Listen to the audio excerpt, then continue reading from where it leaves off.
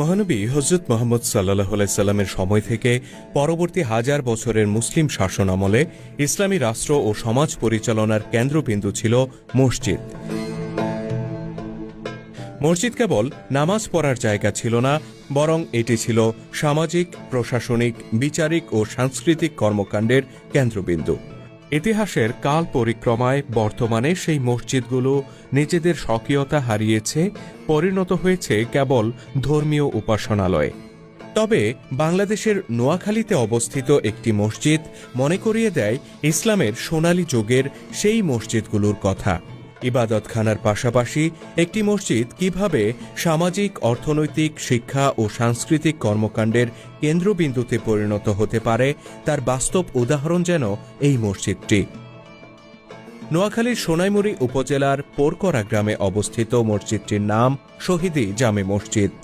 দৈনিক 5 ওয়াক্ত নামাজ আদায় ও বিনামূল্যে কোরআন শিক্ষার পাশাপাশি মসজিদটি হয়ে উঠেছে স্থানীয় মুসল্লিদের যাবতীয় সামাজিক কর্মকাণ্ডের প্রাণকেন্দ্রে।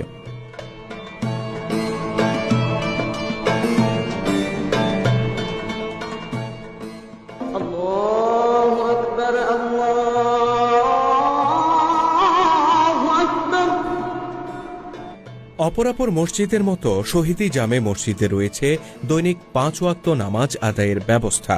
পাশাপাশি প্রতি শুক্রবার জুমার নামাজ এবং শবে বরাত, শবে কদর, রবিউল আউয়ালের মতো বিশেষ দিনগুলোতে এখানে আয়োজন করা হয় বিশেষ ইবাদত ও দ্বীনি আলোচনার। এসব দিবসে ধর্মীয় ভাব গাম্ভীর্যপূর্ণ পরিবেশে মুসল্লিদের সামনে ইসলামের বিভিন্ন গুরুত্বপূর্ণ দিক নিয়ে আলোচনা করেন ইমাম ও খতিবগণ।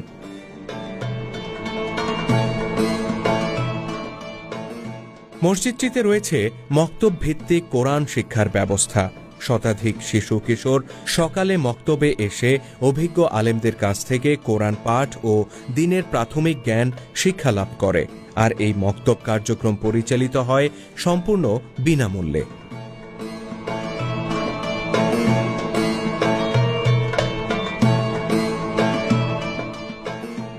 প্রতি শুক্রবার জুমার নামাজে হাজারো মুসল্লির উপস্থিতিতে ভরে ওঠে শহীদি জামে মসজিদ। খুতবায় ইসলামের সঠিক ইতিহাস, সোনালী যুগে ইসলামের শাসন ব্যবস্থা, মুসলিম জাতির বর্তমান দুঃখ দুর্দশা থেকে উত্তরণের উপায় সহ সমসাময়িক বিভিন্ন বিষয় নিয়ে আলোচনা করেন ইমাম ও খতিবগণ। তবে মসজিদটির সবচেয়ে তাৎপর্যপূর্ণ বৈশিষ্ট্য এই যে জুমার দিনে এখানকার মুসল্লিদের বিভিন্ন